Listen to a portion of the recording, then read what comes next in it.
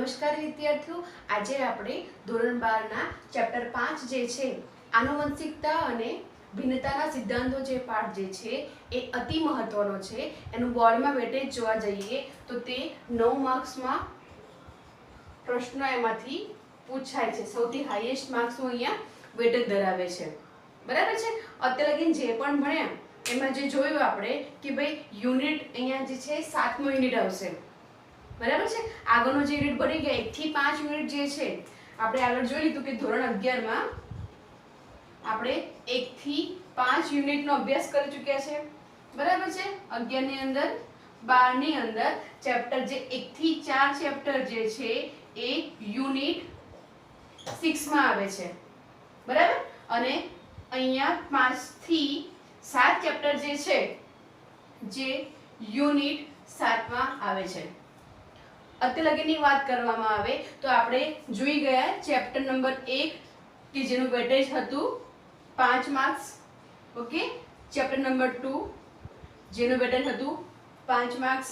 Okay. Chapter number 3 જેનું weightage છે 6 marks. Chapter number 4 જેનું વેટેજ છે 4 માર્ક્સ. એટલે અહીંયા આપણે 20 માર્ક્સ અત્યાર સુધીમાં કવર કરી ચૂક્યા છે. આ ચેપ્ટર જે છે અતિ મહત્વનું મોસ્ટ ટાઈમની ચેપ્ટર છે. એના વિશે આપણે હવે વિગતવાર અભ્યાસ કરીશું. અહીંયા ટોટલી જેનેટિક્સની વાત કરવામાં આવે છે. આ ચેપ્ટર સૌથી લાંબુ છે પરંતુ બોરિંગ નથી. જો તમે વધારે એમાં ઇન્ટરેસ્ટ લેશો તમને વધારે સમજણ પડશે અને કોઈ પણ પ્રકારના તમને જો એમસીક્યુ આવશે અથવા કોઈ પણ પ્રકારના પ્રશ્ન આવશે તમે સહેલાઈથી એને સોલ્વ કરી શકશો. પરંતુ તમારે અહીંયા વધારે ધ્યાનથી દરેક શબ્દને સમજવાનો છે. શું કહેવા માંગે છે, કયા પ્રકારનું દર્શાવે છે, એ બધી માહિતી અહીંયા તમને આપવામાં. ચાલો આપણે ચેપ્ટરની શરૂઆત કરીએ. આ ચેપ્ટરનું નામ છે આનુવંશિકતા અને ભિન્નતાના સિદ્ધાંતો, principal of inheritance and variance. Okay. અહીંયા જોઈ લઈએ છીએ કે પહેલા ઘણા બધા મહત્વના શબ્દો જે આ પાઠની અંદર આવશે એના વિશે આપણે વિસ્તૃત માહિતી મેળવીશું તો આગળ જતા આપણને ભણવામાં વધારે સરળ બનશે. જોઈ લઈએ પહેલા અહીંયા જેનેટિક્સ. ઓકે. જેને કહેવાશે જનીન વિદ્યા. બરાબર છે. અહીંયા જેનેટિક્સ જે છે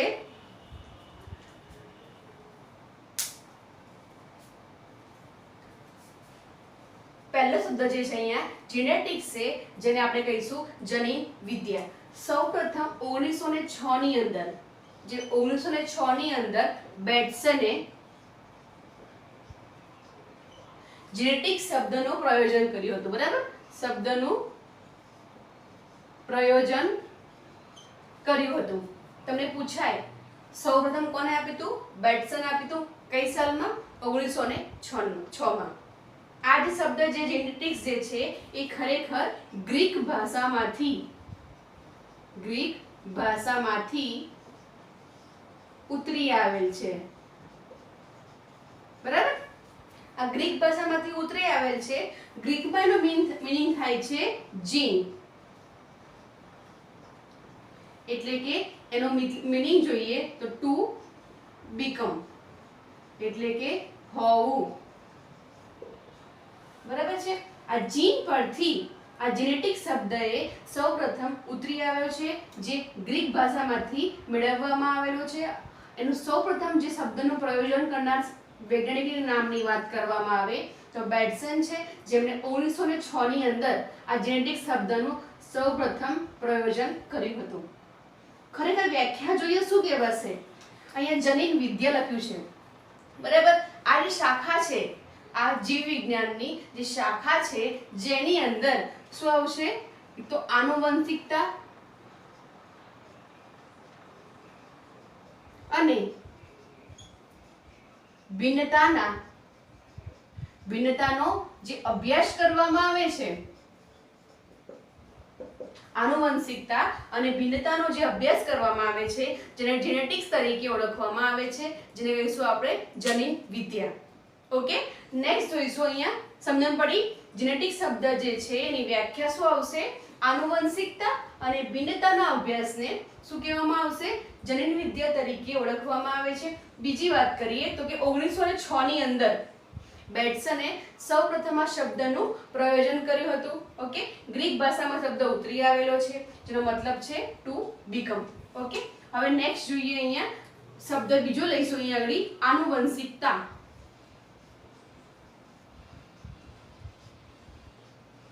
જેને આપણે ઇંગ્લિશમાં કહીશું ઇનહેરિટન્સ.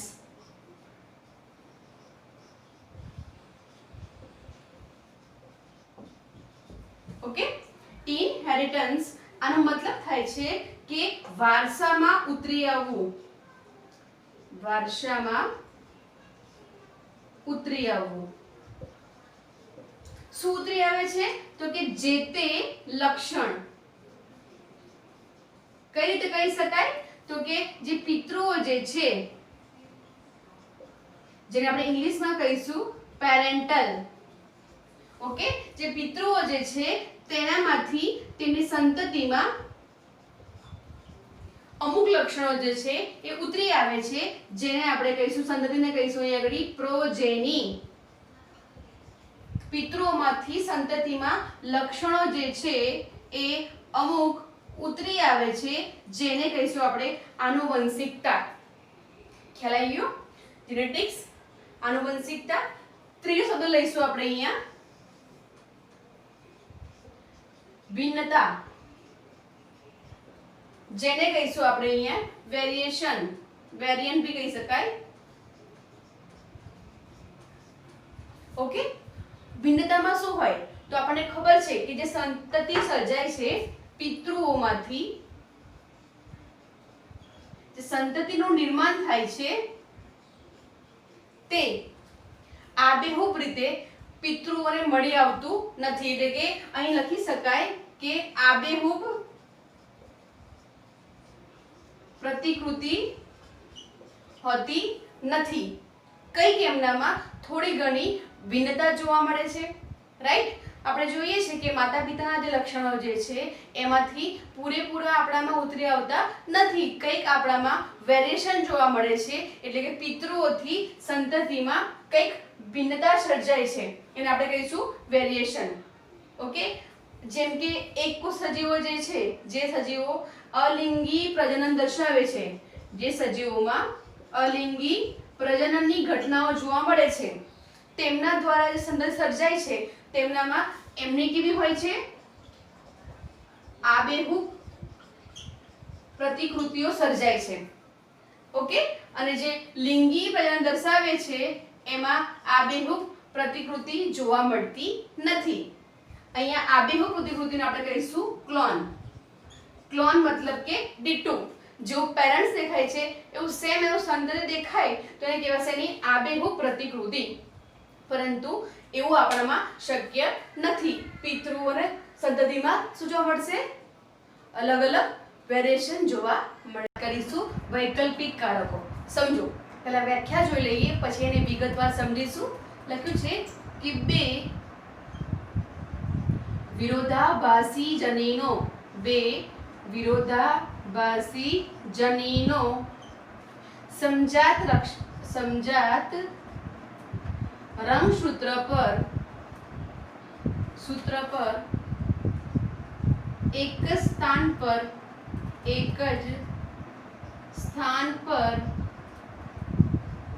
ગોઠવાયેલા હોય તો તેમને એકબીજાના અથવા તો એકબીજાના વૈકલ્પિક કારકો તરીકે ઓળખી શકાય. સમજો પહેલા કે બે વિરોધાભાસી લક્ષણો જનીનો જે છે, સમજીએ કે બે વિરોધાભાસી કોને કહેવાય. સમજો કે બે જનીન છે, એક જનીન જે છે વધુ ઊંચાઈ માટે જવાબદાર છે, જ્યારે એનો વિરોધાભાસી જનીન જે હશે જે ઓછી ઊંચાઈ માટે જવાબદાર છે. આ વિરોધાભાસી જે માહિતી છે એ પછી મેળવીશું. પહેલા જોઈ લઈએ કે બે વિરોધાભાસી જનીનો સમજાત રંગસૂત્ર પર. હવે સમજાત રંગસૂત્ર એટલે શું? સમજાત રંગસૂત્ર એટલે શું? આપણે ધોરણ 11 માં ભણી ચૂક્યા છે કે રંગસૂત્રના પ્રકાર. સેન્ટ્રોમિયરના સ્થાને આધારે રંગસૂત્રના અલગ અલગ પ્રકાર હોઈ શકે છે. જેમ કે જો આ કોઈ રંગસૂત્ર છે એનું આ સેન્ટ્રોમિયર છે. ઓકે, એની જોડીમાં જે બીજું રંગસૂત્ર જે છે એનું આ સેન્ટ્રોમિયર છે.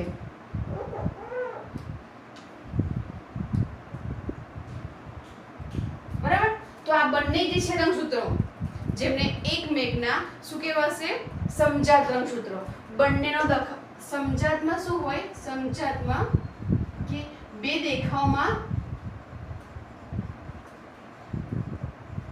સમાન હોય છે ઓકે સમજાત રંગસૂત્રો જે છે દેખાવમાં સમાન હોય છે એટલે કે બંનેનું સેન્ટ્રોમિયર જે છે બંનેનું સ્થાન સમાન હશે જેને આપણે ઇંગ્લિશમાં કહીશું હોમોલોગસ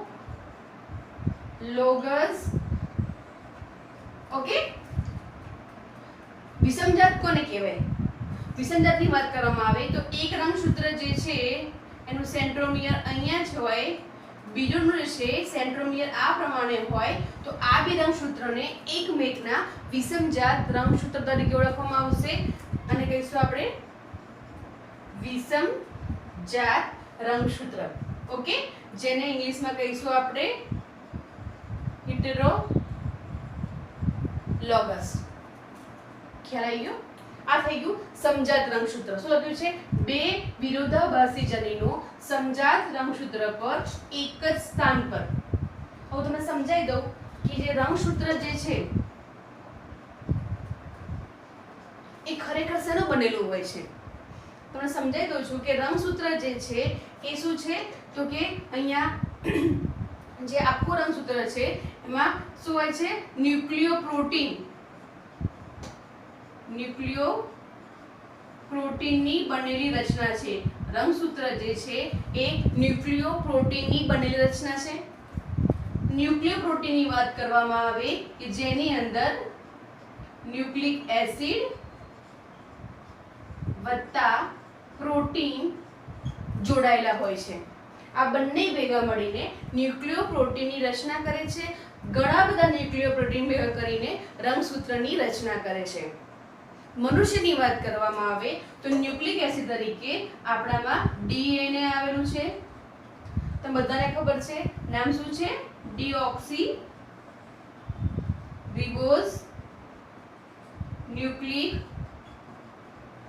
એસિડ ઓકે જે આપણે ધોરણ 11 માં એના વિશે માહિતી લઈ ચૂક્યા છે પ્રોટીનનો જે ભાગ છે રંગસૂત્રની અંદર પ્રોટીનનો જે ભાગ છે એને આપણે કહીશું હિસ્ટોન અને નોન હિસ્ટોન આ પ્રકારના પ્રોટીનો ગોઠવાયેલા છે સમજણ પડી ડીઓક્સી રિબોઝ ન્યુક્લિક એસિડ અને હિસ્ટોન જે છે એ બંને ભેગા મળીને ન્યુક્લિયોપ્રોટીન રચના કરે છે સમજી લો કે ભાઈ આમાં શું હોય તો ન્યુક્લિક એસિડ ડીએનએ આપણને ખબર છે કે કેવી રચના છે આવી છે દ્વિશૃંખલા રચના ધરાવે છે જેની અંદર વચ્ચે આ પ્રમાણે હિસ્ટોન પ્રોટીન જે છે આ પ્રમાણે એની શૃંખલામાં એની જે કુંતલ જે છે એમાં રીતે હિસ્ટોન પ્રોટીન જે છે એ ગોઠવાયેલા હોય છે ઓકે કયા પ્રકાર ગોઠવાયેલા છે કે આ છે એનું એક ડીએનએ ની એક શૃંખલા છે જેની અંદર સ્થાને આ પ્રમાણે હિસ્ટોન પ્રોટીન જે છે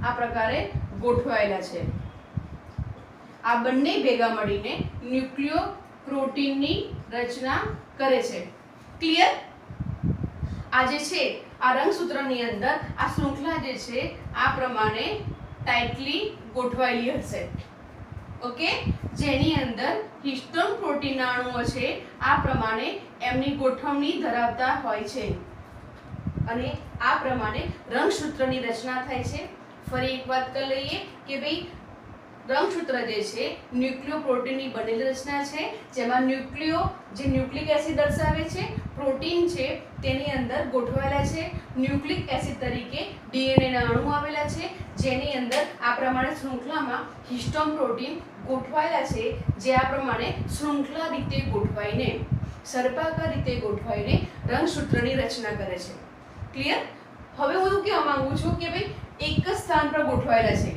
સમજો કે આ કોઈ એક સમજાત રંગસૂત્રની જોડ છે આપણે આગળ શીખી ગયા છે કે રંગસૂત્રો હંમેશા જોડમાં જોવા મળે છે ઓકે આ બે રંગસૂત્ર જે છે એ સમજાત છે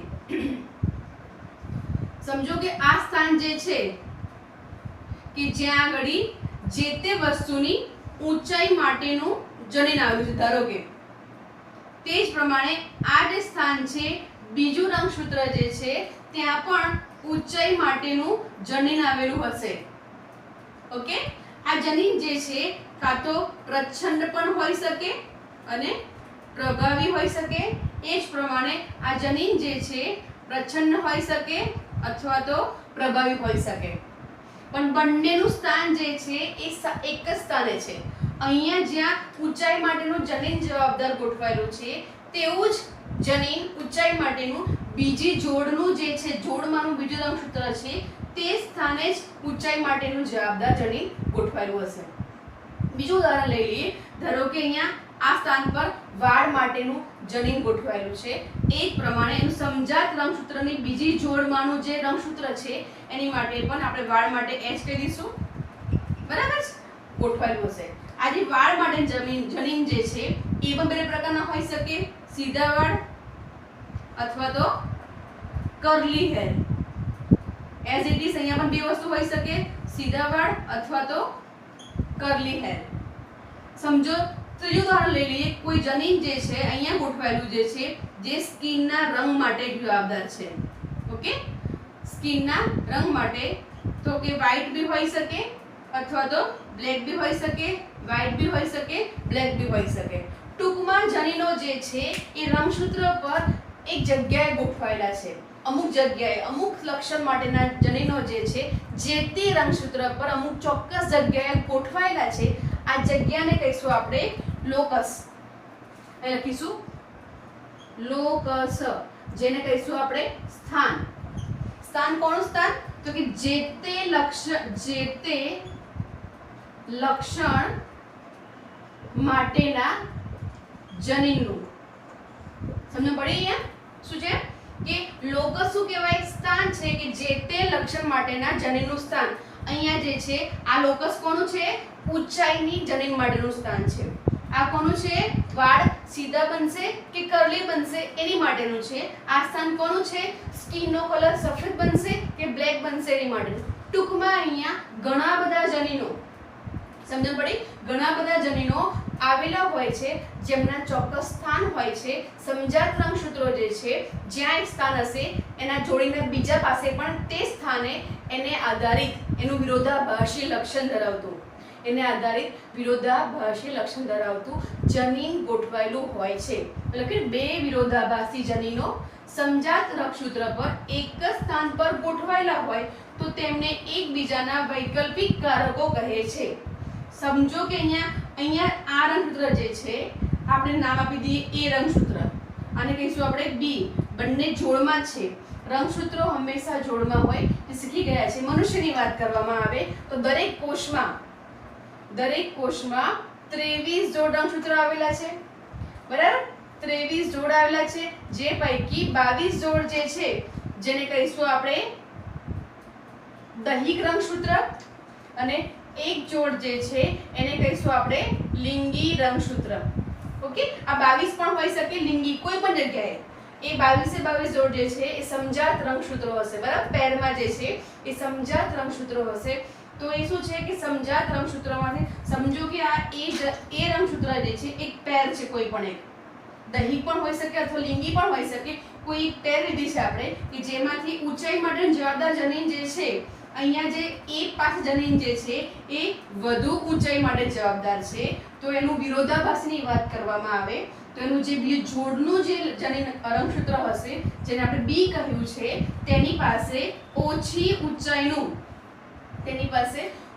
ઊંચાઈનું જનીન આવેલું હોય છે. એટલે કે બે વિરોધાભાસી જનીનો સમજાત રંગસૂત્ર પર એક જ સ્થાન પર ગોઠવાયેલા હોય છે જેને એકબીજાના વૈકલ્પિક કારકો તરીકે ઓળખવામાં આવે છે, જેને ઇંગ્લિશમાં આપણે અલીલ તરીકે અથવા તો અલીલોમોર્ફ તરીકે ઓળખીશું. ક્લિયર બધાને? ફરી એકવાર જોઈ લઈશું કે બે વિરોધાભાસી જનીનો જે છે તો કે આ બંનેનું સ્થાન કેવું છે? બંને એક જ સ્થાને ગોઠવાયેલા છે. રંગસૂત્ર અલગ અલગ છે પરંતુ બંનેનું સ્થાન સેમ છે, બંનેનું લોકસ સેમ છે. ઓકે, જે ગોઠવાયેલા છે બંને કેવા છે? વિરોધાભાસી. એક વધારે ઊંચાઈ માટે જવાબદાર છે, એક ઓછી ઊંચાઈ માટે જવાબદાર છે. ઓકે, તો આ બંને શું કહેવાય? આ બંને જનીનો શું કહેવાશે? આ બંને જનીનોને એકબીજાના વૈકલ્પિક કારકો અથવા તો અલીલ કે અલીલોમોર્ફ તરીકે ઓળખવામાં આવે છે. ફરી મેં વાત કરી કે સમજાત રંગસૂત્ર જે છે, સમજાત કોને કહેવાય? તો કે બંનેનો દેખાવ સમાન છે, બંનેમાં સેન્ટ્રોમિયરનું સ્થાન સમાન હશે એને કહેશું સમજાત રંગસૂત્ર. આ રંગસૂત્ર જે છે ન્યુક્લિયોપ્રોટીનની બનેલી રચના છે. આ ન્યુક્લિયોપ્રોટીન જે છે ન્યુક્લિક એસિડ અને પ્રોટીન ભેગા મળીને બનતી રચના છે. ન્યુક્લિક એસિડ તરીકે ડીએનએ નો અણુ આવેલો છે, જ્યારે પ્રોટીન ભાગ તરીકે હિસ્ટોન પ્રોટીન આવેલા છે. આ બંને એકમેક સાથે શૃંખલામાં ગોઠવાયેલા હોય છે અને શું કરશે? રંગસૂત્રની રચના કરશે. ધારો કે હું વાત કરું, આટલો વિસ્તાર જે છે આખું ડીએનએ છે, બરાબર છે, એમાંથી આટલી વાત કરવામાં આવે તો કે આટલા ભાગમાં જે જનીન છે, તો એમાં જનીન કોને કહીશું? પહેલી વાત કરી લઈએ આપણે જનીન. જનીન એટલે કે આખું ડીએનએ નહીં ગણી શકાય. જનીન એટલે ડીએનએ ગણી શકાય, પણ ડીએનએ નો ટુકડો. ઓકે, આખું જે ડીએનએ જે છે એમાંથી આટલા ભાગમાં જે છે, જે આટલો વિસ્તાર જે છે, જે સપોઝ ધારો કે ઊંચાઈ માટે જવાબદાર જનીન ધરાવે છે, તો એ આટલો ટુકડો જે છે એ ઊંચાઈ માટેનું જનીન ગણાશે. સમજણ પડી? એ જ પ્રમાણે સપોઝ અહીંયા આગળ વાળ માટે આપેલું હોય તો આટલો ટુકડો જે છે એ વાળના પ્રકાર પ્રમાણે ગણી શકાય. સમજણ પડી? એટલે જનીન શું કહી શકાય? ડીએનએ નો ટુકડો છે. શું કરે છે? તો કે એનું કાર્ય શું? જનીનનું કાર્ય શું? તો જનીનની કાર્યની વાત કરવામાં આવે તો ડીએનએ નો ટુકડો જે છે એ શું કરે છે? તો કે એમઆરએનએ ને સાથે મળીને, ડીએનએ નો ટુકડો જે છે એમઆરએનએ સાથે મળીને પ્રોટીનના અણુની રચના કરે છે. સમજણ પડી? શું આવશે? જનીન જે છે ડીએનએ નો ટુકડો છે, જે એમઆરએનએ સાથે મળીને જે તે પ્રોટીનની રચના કરે છે. ક્લિયર બધાને? વાત કરીએ સ્કિન કલરની વાત કરવામાં આવે તો એની માટે જવાબદાર જે પ્રોટીન જે છે એને કહેશું મેલેનિન. એનું નામ છે મેલેનિન. બરાબર? આ મેલેનિન બનશે. આ ડીએનએ ના ટુકડાને આધારિત આ મેલેનિનની રચના થશે અને એને ડીએનએ શું કરશે? આરઆરએનએ એમઆરએનએ જે હશે, એમઆરએનએ જે હશે એને એક પ્રકારનો સંદેશો પહોંચાડશે કે ભાઈ કયા પ્રકારના સ્કિનનો રંગ આપવાનો છે. એને આધારે મેલેનિન બને છે. એને આધારે જે તે મેલેનોસાઇટ, આ મેલેનોસાઇટ જે છે રંગ માટે જવાબદાર કોષો છે, એનું પ્રમાણ વધતા ઓછા પ્રમાણે જાળવે છે. જો મેલેનોસાઇટનું પ્રમાણ વધારે હોય તો આપણે રંગ કેવો બનશે? શ્યામ રંગના દેખાઈશું. જો મેલેનોસાઇટનું પ્રમાણ ઓછું જોવા મળશે તો સ્કિન જે છે આપણી વ્હાઇટ જોવા મળશે. જો સમ પ્રમાણમાં હોય તો શું કહી શકાય? ગૌવર્ણો જે દેખાવ જે છે આપણે એ પ્રકારના દેખાવ દર્શાવીએ છીએ. ટૂંકમાં મેલેનોસાઇટ જે કોષો છે કેટલા પ્રમાણમાં બને છે એ આ મેલેનિન પ્રોટીન દ્વારા નક્કી કરવામાં આવે છે. મેલેનિનને બનાવી કોને? જે તે જનીન. જનીન એટલે ડીએનએ ના ટુકડાએ નક્કી કર્યું હતું કે આ પ્રકારનું મેલેનિન બનવું જોઈએ. ઓકે, કે જેની અંદર મેલેનોસાઇટનું પ્રમાણ નક્કી પહેલેથી જ હોય છે. ટૂંકમાં વૈકલ્પિક કારકો જે છે એના વિશે તમને લોકોને બધાને વધારે સમજણ પડી ગઈ હશે. સમજાત રંગસૂત્ર શું છે એ પણ બધાને ખબર પડી ગઈ હશે. પછી શું જોયું આપણે? જનીન શું કહેવાશે? ઓકે, હિસ્ટોન નોન હિસ્ટોન શું કહેવાશે? હિસ્ટોન વાળો ભાગ જે છે એને હિસ્ટોન પ્રોટીન કહીશું આપણે, કે જે શું હોય છે? શૃંખલા સાથે જોડાયેલો હશે, ભેગા મળીને રંગસૂત્રની રચના કરે છે.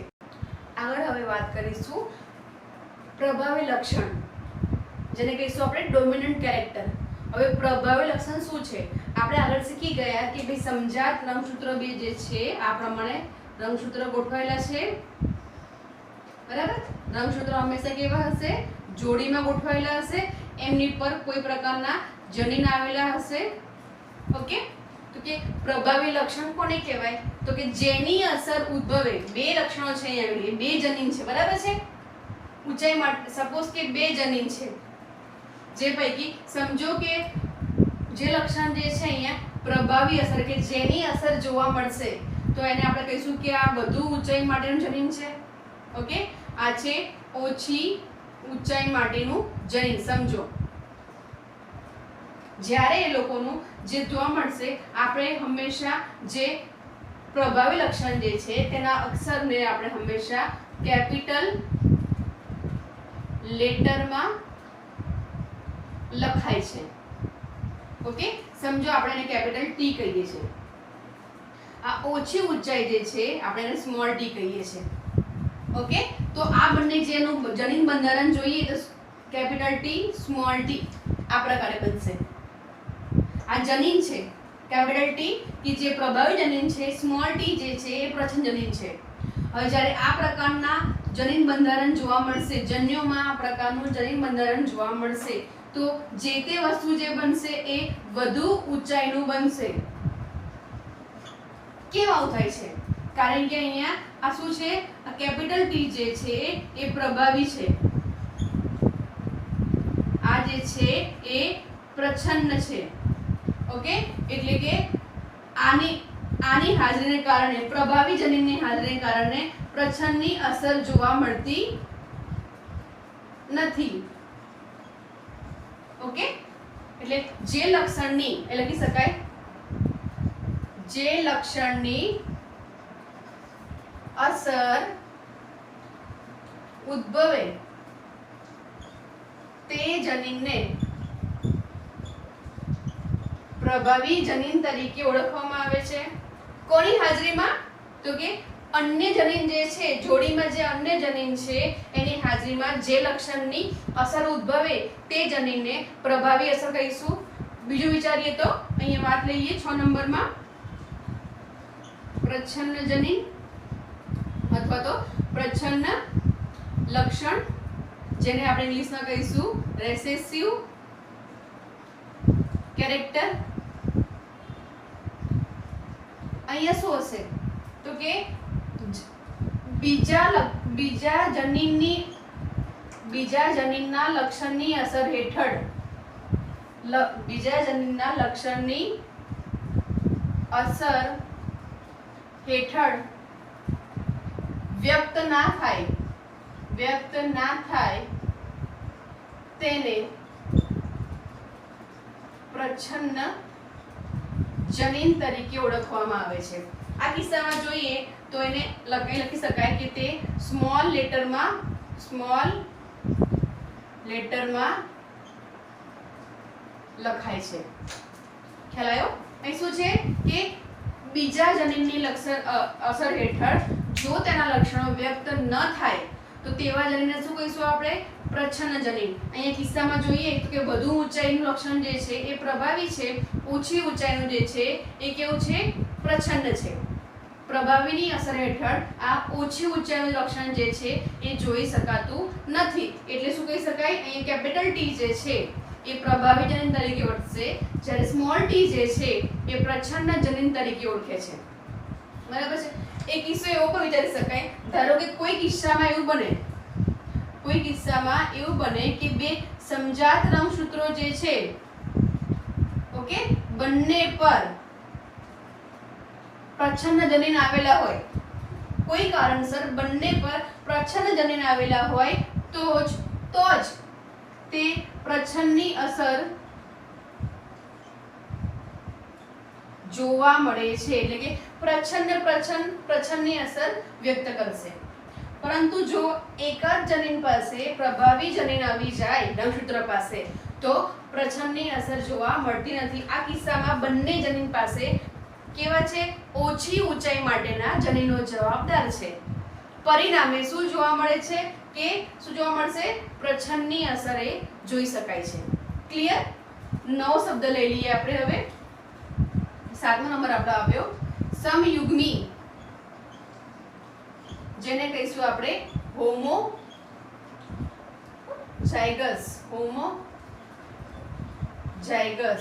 આગળ જે જોયું હતું એને કહીશું સમજાત રંગસૂત્ર હતું, એનું નામ હતું હોમોલોગસ. હવે સમયુગ્મી કોને કહેવાય? સમ એટલે સમાન, યુગ્મી એટલે જોડકું. બરાબર? કોનું જોડકું? આ જોડકું કોનું? તો કે જનીનોનું. કયા પ્રકારના જોડકા હોઈ શકે? તો કે બંને જનીન છે એની પાસે સમાન જનીન હોવા જોઈએ. જેમ કે વાત કરીએ એ બંને પાસે કેપિટલ ટી ટી, બંને જનીન જે છે બંને પાસે ટી ટી હોવું જોઈએ, કેપિટલ ટી, અથવા તો બંને જનીન પાસે સ્મોલ ટી પ્રકારનું જનીન હોય તો આને કહે છે સમયુગ્મી જનીનો. શું કહેવાશે? સમયુગ્મી જનીનો કે જોડકામાં જે છે કાં તો બંને પાસે સ્મોલ ટી પ્રકારના હોવા જોઈએ, અથવા તો બંને પાસે પ્રભાવી જનીન હોવા જોઈએ, અથવા બંને પાસે પ્રચ્છન્ન જનીન હોવા જોઈએ. તો એને કહીશું આપણે સમયુગ્મી જનીનો. લઈ લઈએ આઠમો પ્રકાર, જેને કહીશું આપણે વિષમયુગ્મી જનીનો, જેને કહીશું આપણે હિટરોઝાયગસ. ઓકે, વિષમ જાતને શું કીધું આપણે આગળ? વિષમ જાત જે હોય એને આપણે કહીએ છીએ હિટરોલોગસ. એ વિષમ છે એટલે બંને વસ્તુ કેવું હશે? અલગ છે, બરાબર? તો જનીન બંધારણ કેમ હશે? તો કે એક જનીન જે હશે જે પ્રભાવી હશે, બીજું જનીન કેવું હશે? પ્રચ્છન્ન હશે.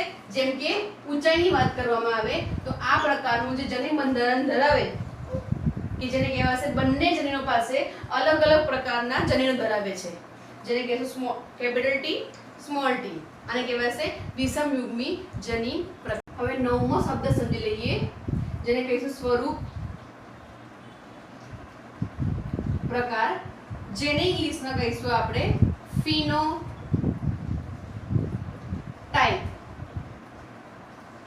દસમો શબ્દ જે છે એને આપણે કહીશું જનીન પ્રકાર, જેને કહીશું આપણે જીનોટાઇપ. સમજો હવે આ બંને શબ્દ તમને આખા ચેપ્ટરમાં ઘણા ઉપયોગી બનશે. સમજી લો કે સ્વરૂપ પ્રકાર કોને કહેવાય? તો કે સ્વરૂપ પ્રકાર કોને કહેવાય? તો જે તે લક્ષણ જે છે જેને આપણે ભૌતિક રીતે કે જે તે લક્ષણને ભૌતિક રીતે જોઈ શકીએ તેને શું કહીશું આપણે? સ્વરૂપ પ્રકાર. જેમ કે છોડ ઊંચો છે, નીચો છે એ આપણે જોઈ શકીશું. કોઈનો રંગ કાળો છે, ધોળો છે એ પણ જોઈ શકાય છે. કોઈ પુષ્પનો રંગ લાલ છે, ગુલાબી છે, સફેદ છે. ટૂંકમાં લક્ષણો જે છે જે આપણે ભૌતિક રીતે આપણી નરી આંખે જોઈ શકીએ તો એને કહેવાશે એનો સ્વરૂપ પ્રકાર, કે જેની અંદર રંગ, ઊંચાઈ, સ્થાન વગેરે જેવા લક્ષણોને ધ્યાનમાં લઈ શકાય. જનીન પ્રકારમાં શું હશે? તો કે જે તે લક્ષણને ભૌતિક રીતે જોઈ શકાતા નથી. ઓકે, જોઈ લે ઉદાહરણ કે બે કોઈ છોડ ઊંચો છે ઊંચાઈ માટે, બરાબર? એનું બંધારણ જે છે એ કેપિટલ ટી પણ હોઈ શકે, સમજો, અથવા તો કેપિટલ ટી સ્મોલ ટી પણ હોઈ શકે. પરંતુ આપણે ન ખબર પડી શકે કે આ છોડ ઊંચો છે તો એનું બંધારણ આ પ્રકારનું હશે અથવા તો આ પ્રકારનું. ઊંચાઈ જોઈ શકાશે, એ સ્વરૂપ પ્રકાર જોઈ શકાશે, પરંતુ એનો જનીન પ્રકાર જોઈ શકાતો નથી. આ જનીન પ્રકાર જે છે એ વિવિધ પ્રયોગોને આધારે મેળવી શકાય છે. ક્લિયર? આ થઈ ગયું. શું આવશે? વધુ ઊંચાઈ માટે બે શક્યતા હોઈ શકે, કાં તો બંને જનીનો પ્રભાવી હોવા જોઈએ અથવા તો એક જનીન પ્રભાવી હોવું જોઈએ, બીજું જનીન પ્રચ્છન્ન હોવી જોઈએ. આ બંને શક્યતાઓ છે તેને આધારે આપણને શું કહેવાય? જે તે લક્ષણ જોવા મળે છે. પરંતુ જનીન પ્રકાર જે છે જે નરી આંખે જોઈ શકાતો નથી. જ્યારે સ્વરૂપ પ્રકાર જે છે એ નરી આંખે જોઈ શકાય છે. તમને ઘણા બધા પ્રયોગોમાં પૂછશે કે જે તે જનીન પ્રકાર કયો છે, સ્વરૂપ પ્રકાર કયો છે. દરેકની તમારે આ પ્રમાણે માહિતી લખો. ચેપ્ટરની શરૂઆત કરીએ. સૌથી પહેલા જોઈ લઈએ કે મેન્ડલ જે છે એને જેનેટિક્સના પિતા તરીકે ઓળખવામાં આવે છે, બરાબર છે? જનીન વિદ્યાના પિતા તરીકે કોણ ઓળખવામાં આવે છે? મેન્ડલ ઓળખવામાં આવે છે. હવે એનો પરિચય જોઈ લઈએ, બરાબર છે? પૂરું નામ શું હતું? તો હતું નામ ગ્રેગર મેન્ડલ. શું નામ હતું? Gregor Mendel. જન્મ થયો હતો 22 જુલાઈ 1822 જન્મ થયો હતો 22 જુલાઈ 1822 મૃત્યુ એમનું 1884 થયું હતું. આ થઈ મેન્ડલની માહિતી. બીજી એક વાત કરવામાં આવે, અચંબાની વાત કરવામાં આવે તો મેન્ડલ જે હતા એ ખરેખર એક ગણિત શાસ્ત્રી હતા. કોણ હતું? ગણિત શાસ્ત્રી હતા. તેમાં પણ ખાસ કરીને આંકડા શાસ્ત્રી હતા. તેમાં પણ ખાસ કરીને આંકડા શાસ્ત્રી હતા, જે એમનું જે જ્ઞાન હતું, આંકડા શાસ્ત્રનું જે જ્ઞાન હતું, તેમને અહીંયા વધારે કેવું યુઝફુલ નીવડ્યું છે પ્રયોગો દરમિયાન. જોઈશું આપણે આગળ. એ તો પછી બીજી વાત કરવામાં આવે તો ચર્ચમાં કે હતા? પાદરી હતા. બરાબર છે. ફરીથી પૂર્ણ નામ શું હતું? એને જેનેટિક્સના પિતા કહીશું અથવા તો જનીન વિદ્યાના પિતા. ઓકે. બીજું લખી શકાય કે ગ્રેગર મેન્ડલ એનું પૂર્ણ નામ છે. 22 જુલાઈ 1822 માં જન્મ થયેલો હતો. 1884 માં એમનું મૃત્યુ થયું હતું. પોતે ગણિત શાસ્ત્રી હતા, એમાં પણ આંકડા શાસ્ત્રી હતા, ચર્ચમાં પાદરી હતા. બસ સ્વાભાવિક છે, ચર્ચમાં પાદરી હતા એટલે તમને ખબર છે કે ચર્ચની આસપાસ મોટા પ્રમાણમાં જમીનો લોકોને હોય. બરાબર છે. મોટા પ્રમાણમાં જમીનો હોય તો પાદરી રહ્યા તે દરમિયાન તેમને પોતાના જે ફુરસદનો સમય જે હતો તે દરમિયાન એમને અનેક પ્રયોગો કર્યા. એમાં ખાસ કરીને વટાણાના પ્રયોગો કર્યા. કેમ એમને વટાણાનો છોડ પસંદ કર્યો એ વિશે આપણે આગળ હવે માહિતી લઈશું. સમજી લો કે ભાઈ જે ચર્ચમાં પાદરી છે, ચર્ચની આસપાસ મોટા પ્રમાણમાં જમીન જે હોય એ જમીનનો તેમને ફુરસદના સમયમાં સારા કાર્ય માટે ઉપયોગ કર્યો, જેને કારણે તેઓ આજે જનીન વિદ્યાના પિતા તરીકે ઓળખાય છે. ક્લિયર? પછી જોઈશું કે 1856 થી 1863 સુધી કે જે દરમિયાન તેઓ ચર્ચમાં પાદરી હતા તે દરમિયાન તેમણે વટાણાના છોડ પર પ્રયોગો કર્યા, જે આશરે 7 થી 8 વર્ષ સુધી કર્યા હતા. પ્રયોગોને આધારે તેમણે એક જર્નલ બી લખેલી હતી. વટાણું જે છે, ઓકે, એ શું કહી શકાય કે 8 વર્ષ સુધી એમને શું કર્યા? સતત પ્રયોગો કર્યા. આ પ્રયોગને આધારે એક એમને મેગેઝિન પણ બહાર પાડ્યું હતું. આ મેગેઝિન બહાર પાડ્યું હતું. આ મેગેઝિન જે હતું એ નેશનલ લેવલનું હતું. જે મેગેઝિન બહાર પાડવામાં આવે છે એક તો નેશનલ લેવલના હોઈ શકે અને કેટલાક ઇન્ટરનેશનલ લેવલના હોઈ શકે, પરંતુ મેન્ડલ દ્વારા જે મેગેઝિન બહાર પાડવામાં આવ્યું હતું તે નેશનલ લેવલનું મેગેઝિન બહાર પાડવામાં આવ્યું હતું કે જેની અંદર તેમણે જેટલા પણ પ્રયોગો કર્યા છે એના વિશે વિસ્તૃત માહિતી આપી હતી. બીજું એક વાત કરીએ કે ભાઈ જે આ મેગેઝિન બહાર પાડ્યું એમાં જે પ્રયોગો હતા એ દરમિયાન જ્યારે ગ્રેગર મેન્ડલ જીવતા હતા તે દરમિયાન કોઈ પણ એમના પ્રયોગો પર ધ્યાન ન આપ્યું હતું. બરાબર? એમના પ્રયોગોને કોઈએ ન સ્વીકાર્યા હતા. ઓકે. જ્યારે તેઓ મૃત્યુ પામ્યા, મૃત્યુ બાદ તેઓ ફેમસ થયા. શું કહું છું અહીંયા આગળ કે ભાઈ ગ્રેગર મેન્ડલ જે જીવતા હતા તે દરમિયાન તેમના પ્રયોગો કોઈએ પણ સ્વીકાર્યા ન હતા. તેમના મૃત્યુ બાદ તેમના પ્રયોગો જે હતા એનું પુનઃનિરીક્ષણ કરવામાં આવ્યું હતું. બરાબર છે? મેં લખ્યું છે કે ભાઈ કોઈએ પણ પ્રયોગોને સ્વીકાર્યા ન હતા. બીજું એ જોઈએ કે મેન્ડલે જનીન શબ્દ જે હતો એમણે જનીન શબ્દનું પ્રયોજન નહોતું કર્યું, પણ જે જનીન હતું એને ફેક્ટર તરીકે ઓળખાવ્યું હતું. કે ફેક્ટર છે જેને આપણે કહીશું કારક, કહીશું કે જે શું કરે છે, જે તે લક્ષણ માટે જવાબદાર છે. આ મેન્ડલે એને કારક તરીકે ઓળખાવ્યા હતા. જનીન શબ્દનું પ્રયોજન ન કર્યું હતું. ઓકે. જો તેઓ મૃત્યુ પામ્યા ત્યારબાદ મૃત્યુ બાદ કાર્લ કોરેન્સ, પછી હ્યુગો દ વ્રીસ, વાન શેરમાર્ક, આ 3 સાયન્ટિસ્ટે શું કર્યું? મેન્ડલના પ્રયોગોનું પુનઃનિરીક્ષણ કર્યું. તેમના દ્વારા લખવામાં આવેલી મેગેઝિનને ફરીથી ઉથલાવી એનું પુનઃનિરીક્ષણ કર્યું અને ફરીથી વિશ્લેષણ દ્વારા ફરીથી પ્રયોગો દર્શાવ્યા, જેને આધારે તેમને જેનેટિક્સના પિતા તરીકેની પદવી મળી, એ પણ એમના મૃત્યુ બાદ. ઓકે. એમના મર્યા પછી એમને જનીન વિદ્યાના પિતા તરીકે ઓળખાવવામાં આવે, કારણ કે જેનેટિક્સનો જે પાયો નાખનાર જે હતા એ ગ્રેગર મેન્ડલ હતા. હા, એ તો છે કે એમના પ્રયોગોને એમને જીવન અવસ્થા દરમિયાન કોઈ સ્વીકાર ન કર્યો હતો, પરંતુ એ પ્રયોગોના આધારે એના મૃત્યુ બાદ તે પ્રયોગોએ જેનેટિકમાં શું કહેવાય? પાયો બન્યો હતો. બરાબર છે? એને આધારે એને જેનેટિક્સના પિતા તરીકે ઓળખવામાં આવે છે. ક્લિયર? ફરીથી ગ્રેગર મેન્ડલ, પૂરું નામ 22/7/1822 માં, મૃત્યુ 1884 માં. ગણિત શાસ્ત્રી હતા, એમાં પણ આંકડા શાસ્ત્રી હતા. એમને જનીન વિદ્યાના પિતા કહેવામાં આવશે અથવા ફાધર ઓફ જેનેટિક્સ તરીકે ઓળખવામાં આવે છે. ચર્ચમાં પાદરી હતા. 1856 થી 63 સુધી આશરે 7 થી 8 વર્ષ સુધી તેમણે વટાણાના છોડ પર પ્રયોગ કર્યા. ઓકે, વટાણાનું સાયન્ટિફિક નેમ શું આવશે? પાયસમ સટાઇવમ. પાયસમ જે પ્રજાતિ છે, સટાઇવમ જે છે એની જાતિ છે. મેગેઝિન દર્શાવ્યું જે નેશનલ લેવલનું હતું, પરંતુ એમના પ્રયોગોનો કોઈ સ્વીકાર ન કર્યો હતો. મેન્ડલે જનીનને કારક તરીકે ઓળખાવ્યું હતું. મૃત્યુ બાદ કાર્લ કોરેન્સ, હ્યુગો દ વ્રીસ અને વાન સેરમાકે જે છે એ પ્રયોગોનું પુનઃનિરીક્ષણ કર્યું. વિશ્લેષણ દ્વારા નવા પ્રયોગોને જાહેર કર્યા. મેન્ડલે ખરેખર જેનેટિક્સનો પાયો નાખ્યો હતો. બરાબર છે. હવે જોઈએ કે ભાઈ અમુક આજે આમાંથી ઘણા બધા તમને એમસીક્યુ પૂછાય તો તમને આવડવા જોઈએ. હવે મોસ્ટ આઈએમપી છે એમસીક્યુ માટે કે જેનેટિક શબ્દ, આ શબ્દ છે, શબ્દ કોને આપ્યો, કયા વૈજ્ઞાનિક દ્વારા શબ્દ આપવામાં આવ્યો. તમને ઘણીવાર પૂછાય છે કે કયો શબ્દ કોના દ્વારા આપવામાં આવ્યો. જેનેટિક શબ્દ જે છે એ વોટસન દ્વારા આપવામાં આવ્યો. આપણે આગળ જોઈ ગયા 1805 માં. ક્લિયર. પછી અલીલ શબ્દ જે છે એ બેટસન દ્વારા આપવામાં આવ્યો. અલીલ એટલે કે વૈકલ્પિક કારકો કે બે વિરોધાભાસી જનીનો સમજાત ગુણસૂત્ર પર એક જ સ્થાન પર આવેલા હોય તેમને એકબીજાના અલીલ તરીકે ઓળખવામાં આવે છે.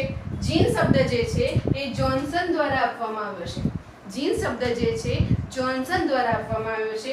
ફેક્ટર શબ્દ છે મેં તમને કીધું અહીંયા જે મેન્ડલ દ્વારા આપવામાં આવ્યો હતો. આ જે 4 શબ્દો જે છે એ મોસ્ટ આઈએમપી ફોર એમસીક્યુ. બધાને આ શબ્દો વિશે માહિતી હોવી જોઈએ. આપણો એક પણ માર્ક્સ અહીંયા ન કટ થવો જોઈએ. ક્લિયર છે. હવે જોઈશું કે મેન્ડલે વટાણાના છોડને જ કેમ પસંદ કર્યો એના વિશે હવે આપણે હવે માહિતી લઈશું. હવે જોઈ લઈએ કે મેન્ડલ દ્વારા વટાણાના છોડને જ કેમ પસંદ કરવામાં આવ્યો. જ્યારે ચર્ચમાં પાદરી હતા, જે જમીન એમને મળેલી હતી એક્સ્ટ્રા, એમાં વટાણાના છોડને જ કેમ વાવ્યા એના અમુક કારણો છે, એના વિશે આપણે માહિતી જોઈ લઈએ. તો કે વટાણાના છોડને ખુલ્લી જગ્યામાં ઉછેરવા સરળ હતા, એક કારણ હોઈ શકે. બીજી વાત કરીએ, તેઓમાં સ્વફલન થાય છે. સ્વફલન શું છે, પરફલન છે, જે વસ્તુ આપણે આગળ ઓલરેડી ભણી ચૂક્યા છે, તો પણ એકવાર જોઈ લઈએ. સ્વફલનની વાત કરવામાં આવે તો કે પુષ્પો જે છે એના દ્વિલિંગી છે. વટાણાના પુષ્પો કેવા છે? દ્વિલિંગી છે. એનો મતલબ શું કહી શકાય કે એક જ પુષ્પની અંદર સ્ત્રી કેસર અને પુંકેસર બંને આવેલા હશે. બરાબર. આ પ્રમાણે વટાણાનું જે પુષ્પ છે એની અંદર સ્ત્રી કેસર અને પુંકેસર જે છે એક જ સ્થાને આવેલા છે, એટલે કે એકમાં જ આવેલા છે, જેથી આ પરાગરજનું અહીંયા સ્થાપન એકદમ ઈઝી છે. એટલે કે સ્વફલન જે છે એ સરળ છે, જેને કારણે શું કહેવાય છે, વટાણાના છોડને પસંદ કરવામાં આવે છે. બીજું લખ્યું છે તેઓમાં પરફલન પણ સહેલાઈથી કરાવી શકાય છે. કઈ રીતે? તો પરફલનની ક્રિયા કરાવી હોય, પુષ્પો દ્વિલિંગી છે, તો આ કિસ્સામાં શું કરવામાં આવશે તો કે આ જે પુંકેસર જે છે એમને જ્યારે પુષ્પ પુખ્ત બને, જ્યારે પુષ્પ પુખ્ત બને એટલે કે પરાગરજ જે પુંકેસર જે છે પુખ્ત બને તે દરમિયાન પુંકેસરને દૂર કરવામાં આવે છે. પુંકેસરને દૂર કરવામાં આવે છે ચીપિયાની મદદથી. જ્યારે પુષ્પ પુખ્ત બને છે તે દરમિયાન પુંકેસરને ચીપિયાની મદદથી દૂર કરવામાં આવે છે. આ ક્રિયાને કહીશું આપણે ઇમેસ્ક્યુલેશન. આને કહીશું આપણે ઇમેસ્ક્યુલેશન. આ સ્ત્રી કેસર જે છે એ તો એના સ્થાન પર જ રહેશે.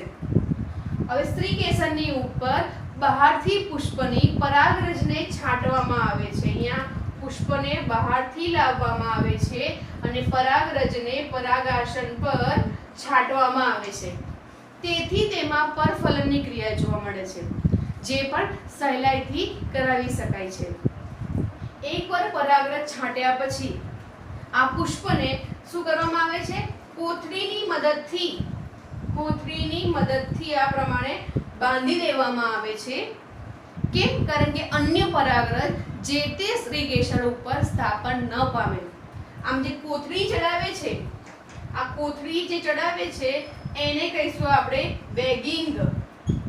એને કહીશું આપણે બેગિંગની ક્રિયા. અહીંયા બે ક્રિયા વિશે માહિતી મેળવી. એક તો છે ઇમેસ્ક્યુલેશન, એટલે કે શું હશે તો કે પરફલનની ક્રિયા દર્શાવવા માટે જે એકલિંગી પુષ્પ જે છે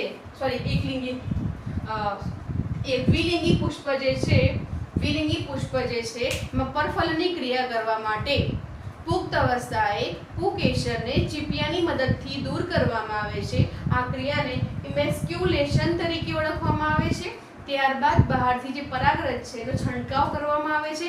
એની પર એક કોથળીને લગાવી દેવામાં આવે છે. કેમ આવું કરવામાં આવે છે? કારણ કે અન્ય પુષ્પની પરાગરજ જે તે પરાગાસન પર સ્થાપિત ન થાય. આ ક્રિયાને કહીશું આપણે બેગિંગ. ઓકે, અહીં જોઈ લીધું આપણે કે પરફલન પરિણામ સેલેક્ટ થઈ શકે છે. ખુલ્લી જગ્યામાં ઉછેરવા સરળ હતા, તેઓમાં સ્વફલન થાય છે.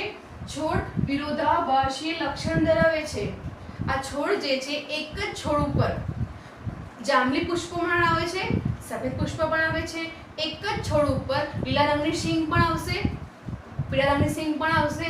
એક જ પુષ્પ ઉપર એમના પુષ્પનું સ્થાન જે કક્ષીય પણ હોઈ શકે અથવા અગ્રીય, એક જ છોડ પર આ તમામ વિરોધાભાસી લક્ષણો જોઈ શકાય છે. તેથી બટાટાના છોડને અહીંયા તેમને પસંદ કર્યો હતો. ત્યારબાદ સંકર જાતો ફળદ્રુપ હોય છે.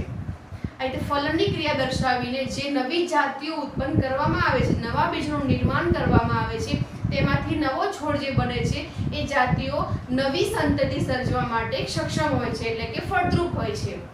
પછી એક જ સમયે તેમને શું કર્યું?